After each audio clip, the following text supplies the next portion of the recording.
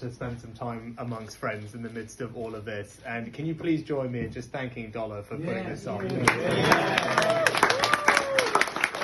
I've had a fun few days. I've been out and about talking to members across the country. I've been talking to them. They've been telling me things. I've been hearing what's on their mind, and I've heard so many of them all say to me, "Wow, Rishi, you're even shorter in real life."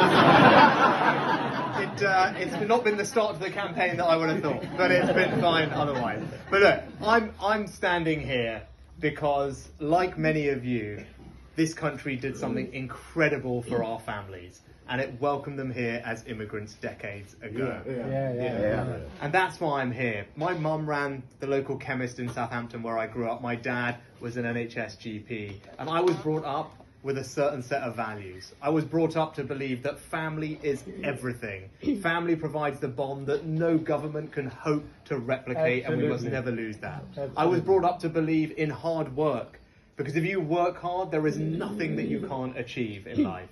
I was brought up to believe in the power of education to transform people's lives, that it was something that was worth sacrificing for, because that's how you built a better future. And I was brought up to understand the power of small business. I worked in my mum's shop. I worked in her pharmacy. I delivered medicines for her. I worked in the Indian restaurant as a waiter, and I saw firsthand, doing her books, her accounts, her payroll, just how powerful small companies are at providing jobs and opportunity for people in their community. Now, those are my values. I know they're all your values too. Those are the values that we cherish, that we hold dear, but they are also conservative values. And that is why I want to be Prime Minister, because this country did something great for my family. It enabled them and all of us to build a better life for our children. And as your Prime Minister, what I want to do is give everyone, millions more children and grandchildren, those same opportunities that I had. Yeah. Now, how do we do that? We need to do three things. We need to restore trust, we need to rebuild our economy, and we need to reunite our country. Restoring trust starts with being honest. And as your Prime Minister, I will be honest about the challenges that this country faces. You've seen that in this leadership election so far. I have not taken the easy road. I could have said a lot of things that would have made my life easier. That's not leadership. Leadership starts with honesty. The country deserves nothing less. But trust also comes from doing the things that you say. And our government has to grip some of the challenges that we're facing in this country and solve them. So whether it's the NHS backlogs, whether it's illegal migration, whether it's tackling the threats we face from abroad, we've had enough talk over the last 2 years. Now we need a government that delivers, and I will bring that delivery to you. But then we need to get on and rebuild the economy. I don't need to tell all of you the single biggest challenge we face is inflation. Many of you will remember what it's like when inflation gets out of control. We've got to grip inflation and grip it fast. And then once we've done that, of course we're going to cut more taxes. I'm a conservative. I want people to earn more, and I want them to keep more of what they earn. I want to support our businesses to invest and grow. I want to take advantages of some of the things that Brexit has provided to drive growth and prosperity across this country and deregulate. And we're going to do all of that.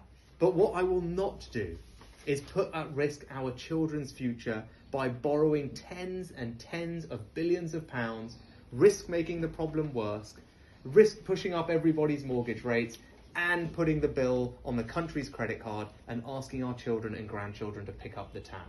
That is not how we were raised. That is not how you build prosperity. It's not right, it's not responsible, and it is certainly not a conservative thing to do.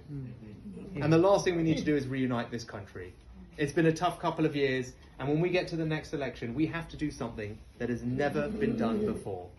We have to win a fifth general election victory. That will be making political history. So we're going to need someone who can win in London, who can win in the North East, who can win in liberal-leaning Chesham and Amersham, and I am the best person to put our party in a position to win that next election. You've showed us in Harrow how it can be done, and I will work with you to make sure that we do that for the entire country. And in conclusion, let me say this. If I'm fortunate enough to get this job, I will give you everything I have got, my heart and soul, into delivering those conservative values that we hold dear into action for our country. I will give everything I've got into working with you to make sure that we win our elections council by council all the way up to the general election and beat Keir Starmer. But most of all, because I know the efforts and the sacrifices and the hard work that many of you in this room, starting with Dollar, did decades ago to pave the path for me to stand here today and be on the precipice of being our first ethnic minority Prime Minister. I will do everything to repay that debt. I will do absolutely everything I can to make all of you as proud as I possibly can as your Prime Minister. Thank you very much. Back to the audience.